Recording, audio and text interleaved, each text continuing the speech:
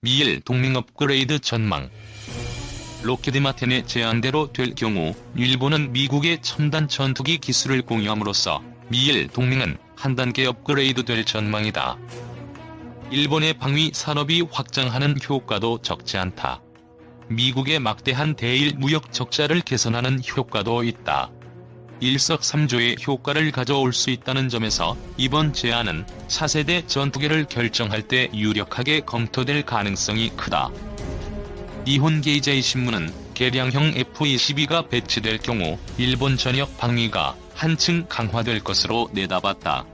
전문가들은 특히 일본의 차세대 전투기가 기존 F-22와 F-35를 능가하는 세계 최강의 전투기가 될 수 있다는 점에 주목하고 있다.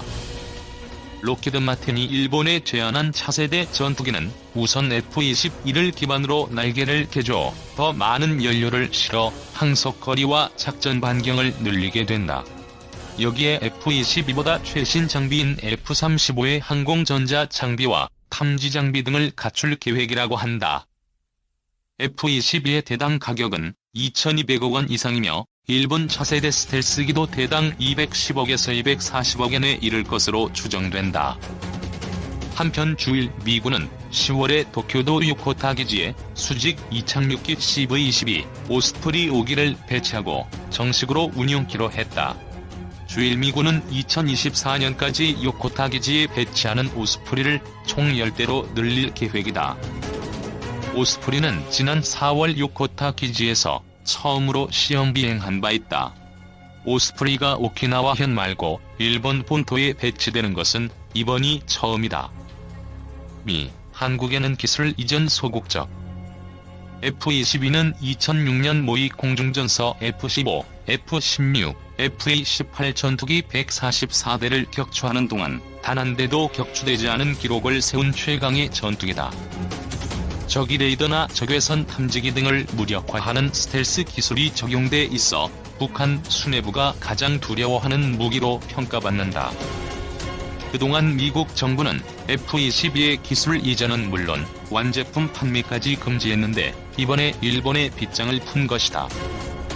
미국은 한국은 물론 맹방인 영국이나 이스라엘에 F-35 스텔스 전투기를 판매했지만 F-22는 판매하지 않았다.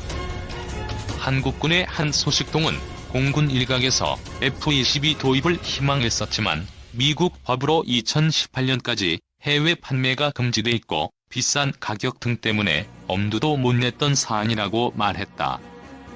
일각에선 미국의 이 같은 대일 접근은 한국에 대해 첨단 기술 이전에 소극적이었던 것과 대비된다는 지적도 나온다. 우리가 F-35를 도입하면서 미국은 당초 한국형 전투기 개발을 위해 25개 분야의 기술을 이전하기로 했다.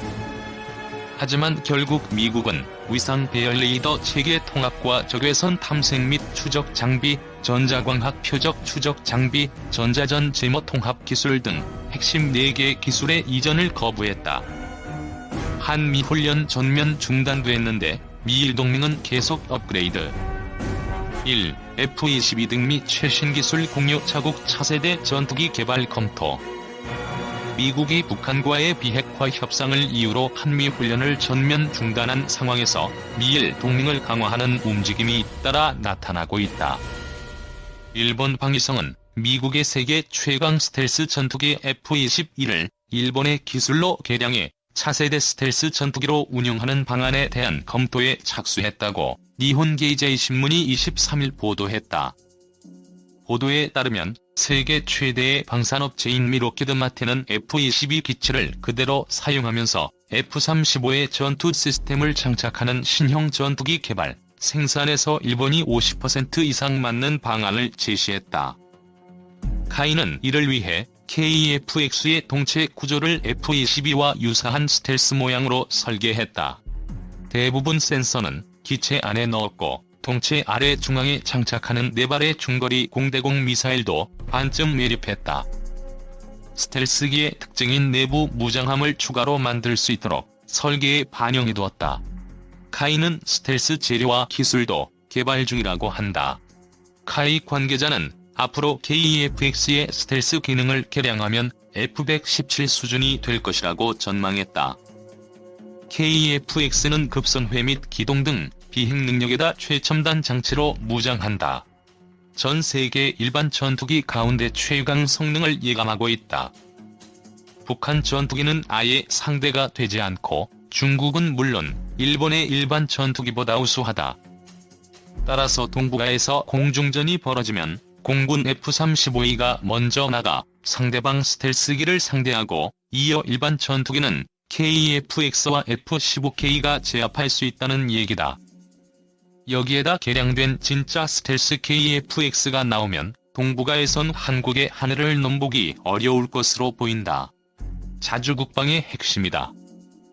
방위사업청 정광선 KF-X 사업단장은 프랑스 라팔이나 미국 F-35 등은 개발 당시만 해도 새로운 기술이어서 엄청난 비용에 난관도 많았다면서 KF-X는 선진국 기술과 개발 과정을 참고해 개발에 유리했다고 말했다.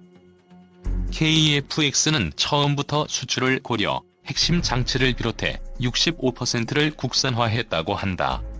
생산 단가는 대당 800억 원인데 생산량에 따라 가격은 내려갈 수도 있다. 전투기와 핵심 부품 수출도 가능하게 됐다. KF-X 사업을 완료하면 다양한 공대공 및 공대지 미사일 국산화 기회도 열린다. 동체 개발을 맡은 카이 이히로 상무는 이번 사업으로 한국의 전투기 개발 능력이 영국이나 프랑스를 능가하게 됐다고 평가했다. 하지만 KF-X는 착수부터 수없는 고비를 넘어야 했다. 김대중 대통령이 2001년 3월 공사 졸업식에서 최신의 국산 전투기 개발을 약속한 이후 13년 이상 허비했다. 전문기관의 타당성 검토만 5차례 했지만 천문학적 예산과 첨단 기술 장애에 누구도 책임지지 않으려 했다. 2015년엔 F-35 도입 대가로 미국 로키드 마틴이 한국에 제공키로 한 25개 기술 가운데 다기능 위상 배열 레이더 등 4가지를 미 정부가 거부하기도 했다. 그때 KF-X 사업은 다시 절체절명의 위기에 빠졌다. 실제 개발 과정은 첩첩산 중이었다.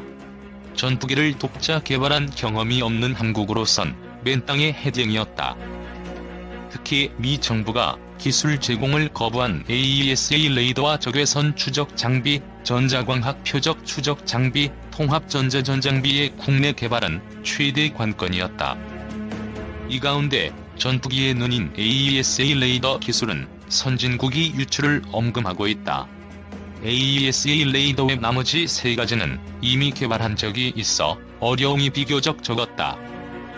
국산 AESA 레이더는 5mm 크기의 잠자리 혼눈과 같은 모듈 1088여 개를 원형판에 박아놓은 것이다.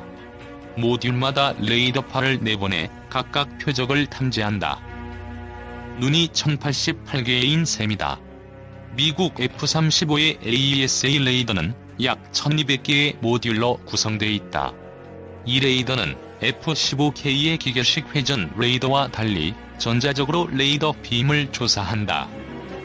그래서 수십 개의 표적을 동시에 신속하게 탐지, 추적할 수 있다. 탐지거리는 110km 이상으로 알려져 있다.